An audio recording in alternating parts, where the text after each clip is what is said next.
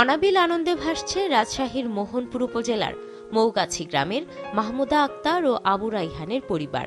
তাদের ঘর আলো করে আজ জন্ম নিল এক কন্যা সন্তান। একটা ছেলে আছে, এবারে মেয়ে হয়েছে। আপনারা সবাই আমার বাচ্চার জন্য দোয়া করবেন। বাচ্চা আল্লাহ দিলে ভালোই আছে, আপনারা সবাই মিলে বাচ্চার জন্য দোয়া করবেন। নবজাতক ও তার পরিবারকে শুভকামনা।